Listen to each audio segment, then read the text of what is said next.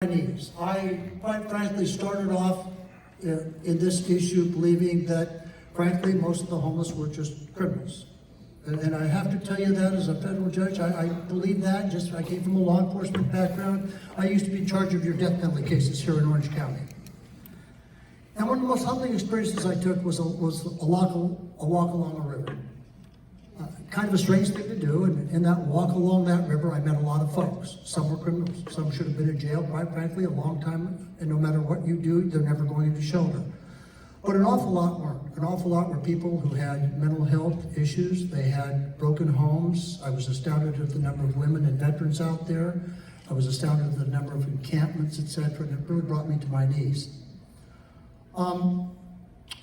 What I came away with was the feeling that there are no saints and sinners. So when people came into my court, the plaintiff side might show me all people who are all virtuous, who deserve to break in every circumstance, and the defendants might show me and criticize and say these are all criminals, and it was neither.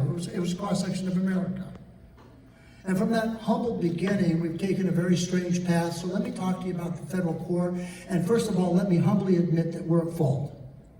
I don't know how you as mayors and council people involved in a lawsuit, your city attorney and the county can come into court and get any baseline of comparison when you could have a case assigned to any one of 29 federal judges, at least in this district, and in Portland or Seattle, any number of judges. Where's your baseline of comparison?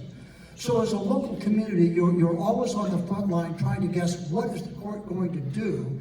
And by the way, once we make a decision, that's a 10 or 20-year decision. We have no flexibility, and neither do you. That's the end of the discussion until some case comes back into court in the adversarial system.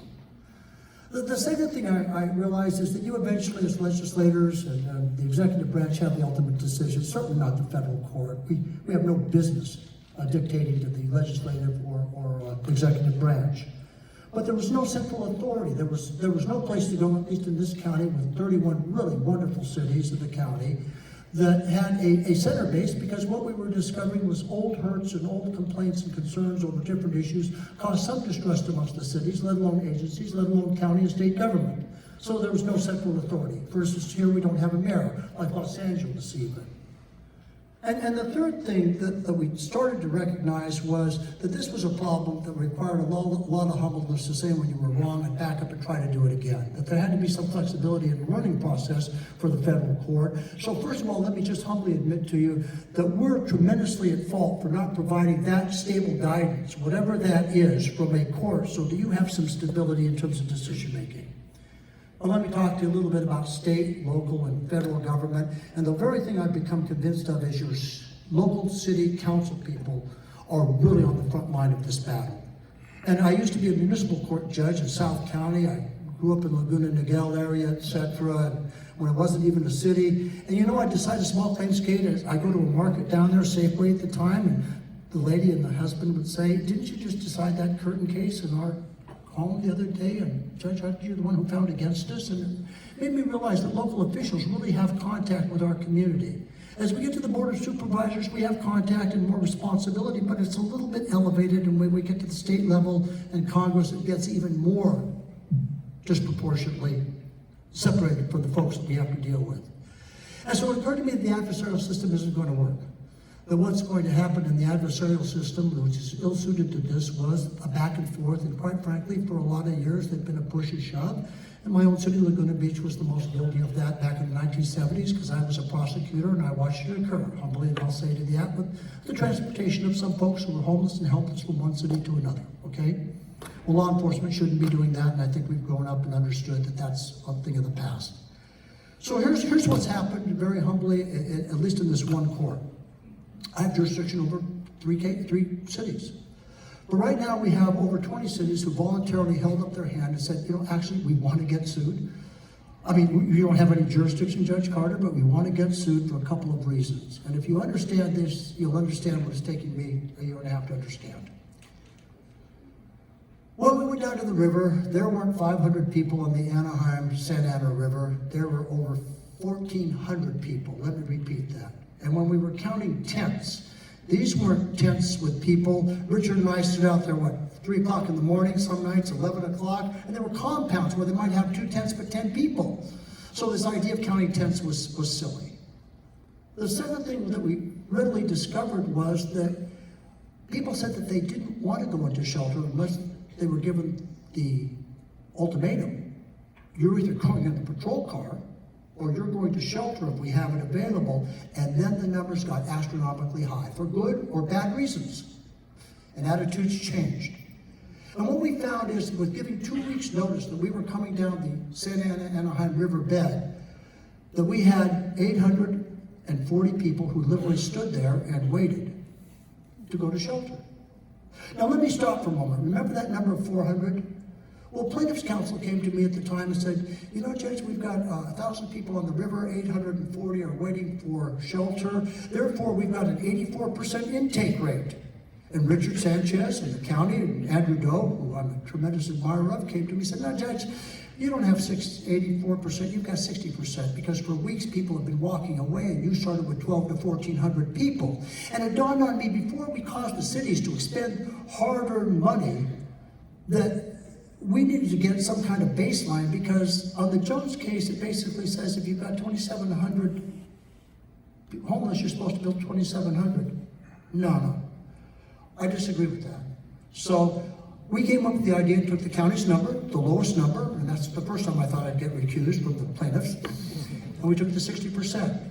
And we said to the cities in the county, if you build 60%, then we want to enforce. Because we want our beaches, we want our parks, we want our libraries, we want these back for the folks who are supposed to use them. And I've got a heroine in my presence, she's trying to disappear, but Michelle Martinez, who took me down to Delhi.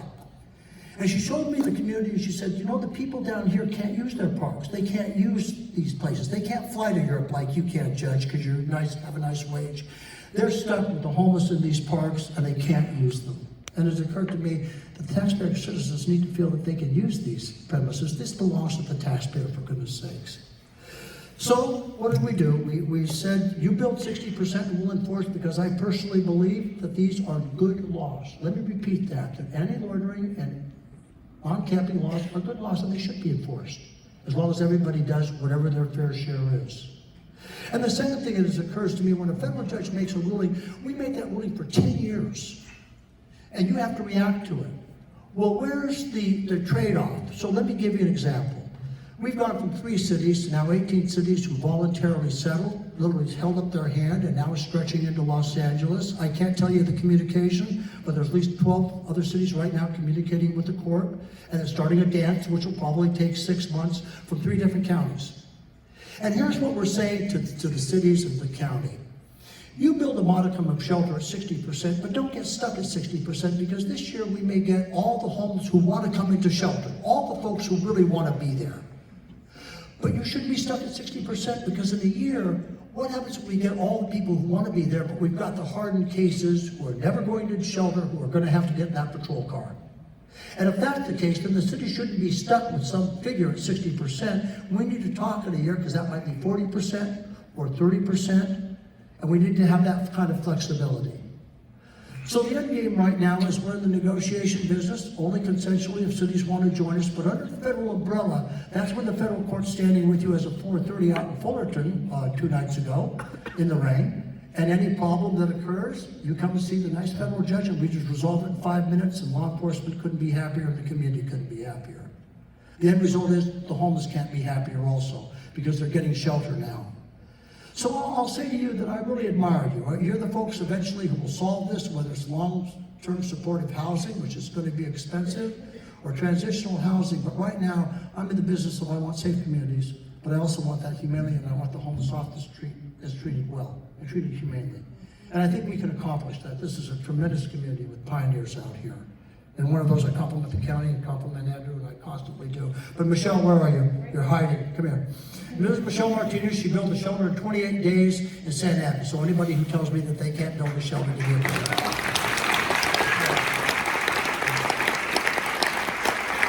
So there's a coalition of goodness and kindness forming. Paul's been instrumental. He's been a deep friend. I call him at 5 o'clock in the morning, and he's always awake. And Bill Termino's back there also, and Andrew, I met with him this morning at 5:30 for breakfast, and Michelle, and there's just a whole pioneering group out here. But I want to compliment you. You're eventually going to solve this from a legislative standpoint, and you've got to, for one reason. Our public is not going to stand for homeless people taking our parks and our beaches and our libraries, but also our public's not going to stand for the truly harmless person who has either mental disease or just is homeless because of circumstances being incarcerated. And that's a tough balance. I think we can achieve that. So a couple more words before I leave you, because this is humbly the second time I've been out, and I'm a little frightened about doing this. We can't fail because the public has the right to safety, and the public has the right to use these places, but the homeless have the right not to be incarcerated just for being poor. But if they've committed a crime, they should have been incarcerated yesterday. It's as simple as that. And every community needs to step up on their basis, not a proportional basis across the line or unfairly sharing, but sharing whatever they've got in their community, because this is the byproduct that I feared and is happening. When Santa Ana enforces, or Anaheim enforces, they're an 800-pound gorilla. And they push people out because the jail egress comes out of the jail in one place, Santa Ana. Now what happens to our other communities throughout the county? Well, if they're enforcing strongly, which they've got the federal court's ability to do now, or Anaheim, etc., that has an unintended consequence of pushing people out. And I live in Laguna Beach, and Steve Dick Road, I've been walking at 4 o'clock in the morning, and really concerned that we're going to get the worst of the worst who don't want to go into shelter. That's what we don't want to see for our communities. So I'm hoping for the following: regionalization, until the governor can do this, or the president, or a congressperson, or the board, or somebody will step forward. I'm hoping for flexibility so that we can work together and solve this and learn and make the mistake and back up and do it right. We want safe communities. We want criminals in jail a long time ago with no claim of status of homelessness. We want these laws enforced, but we want the truly disabled, the mentally infirm, and the helpless out there who've lost their homes. And now let me talk to you women for one moment before I leave. I travel the world doing counterterrorism programs. I can't believe that my country, with your gender, and I'm not being grandpa now or paternalistic, have women who are approaching 40% living on our streets, because men usually don't get raped, and if you listen to the abuse going out there, this is pathetic. So I'll say to any male in this audience, hey, you better pay attention, because we've got women out there who are subject to sexual abuse, living in the rain, that we should have done something about a long time ago. And shame on us for not standing up. Number two, what country do I live in as a former Marine when I go to a city and say, hey, I'll accept a pop-up tent. I'll accept a tough shed. Oh, Judge, we can't do that. Yeah, you can, because I'm having to make tough value judgments, and so are you. And I'd rather get people out of the rain and out of hypothermia and not dying, quite frankly, in some kind of even substandard shelter at the present time, because then maybe we'll improve upon it in the future.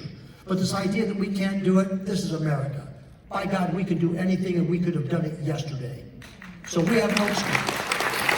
So if please correct me, Paul, I've spoken too long, I didn't plan to, but I want to commend all of you. You'll eventually bring us the solutions. But in the meantime, the federal court's going to remain active for those cities who want to join us, and I'm going to give them protection. And most of the consent decrees, they're asking me for 10 to 15 years, believe it or not, under my wing. No, 3 years. Because if we're doing it wrong, we're going to back up and do it right. And finally, Boise, as I conclude. If Boise is not the law of the land, I will support this, and I'm done. But I will just ask, if Boise is overturned, what is the old system of pushing with the strongest police force the homeless from one city to another? Because that's all that was going to happen, and that's all that's going to happen. And the end result is my court's going to get flooded with ADA lawsuits and discrimination lawsuits that's going to eat my city council alive. And I'm definitely afraid of that for local government, because our money's better spent other places. So if Boise is overturned, that's fine. But Boise may be something that got all of our attention, as imperfect as it is. And I've gone against Judge Berzon and discounted her rate, and I'm prepared to discount it in the future. But we need shelters, and we need to save lives, and we need especially our mental hospital open again. So I close with this. There's 10% of the population, folks, out there, that no matter what you do in terms of building supportive and good housing, you just can't put in a shelter. And come out with me at 4:30 in the rain. Come on, I'm inviting you to come out with me and really walk the streets. And you'll see women with their skirts up, urinating on the sidewalk, people who've done absolutely nothing except mental illness because we've closed our mental hospitals. That 10% we should never be putting in a shelter, and we should never burden any one community. And if we can open up these mental hospitals for that 10%, every police chief in this county tells me, you know what, Judge? You will decrease the level of violence out there so perceptively in my community and take these decisions off untrained law enforcement hands and do a lot of good. So, I've called for Fairview to open, but not Costa Mesa being punished. Hold on. Not Costa Mesa being punished, because that was always the hospital. They don't get dumped on the street. This should be for the most dangerous. They get transported in, 200, and they get transported right back to the community that they came from. Costa Mesa doesn't get burdened, but we ought to be using that. So I've called on the governor. I haven't heard from him. If somebody could place a call, I'd appreciate it. Hey, God bless you. You're the pioneers. I'm so proud of you just coming together, because you'll eventually supply the solution for the court, but in the meantime, we're going to take some extraordinary risks. I come from the Marine Corps. Hey, we're first up the hill. My Marine Corps DI used to tell me, congratulations, you'll be the first up the hill, you're going to die, congratulations, hoorah. Well, guess what? We're in that process right now, but we're going to call it as we see it, straight out. Because we need humanity, we need kindness, but we need enforcement, and we needed it yesterday. And we're not going to have homeless encampments in this county. We're not going to have 480 cases of hepatitis A. We're not going to have 42 people dying here. And that's why we're breaking up these encampments in every possibility if you would just build a modicum of shelter. Okay? God bless you, and thank you for letting me talk to you.